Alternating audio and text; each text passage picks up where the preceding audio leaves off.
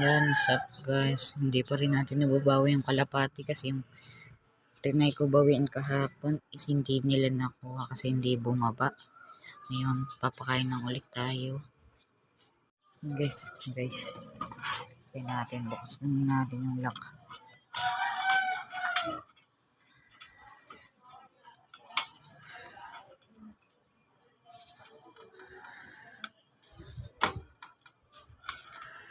Guys. Sinikipan ko na talaga yung lock para hindi na sila makalusot pa ulit.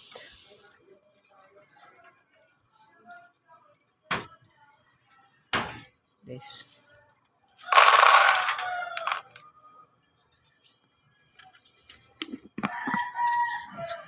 Hindi nga lang siya kumakain kapag nakabantay ako kasi medyo mailap pa sila sa akin.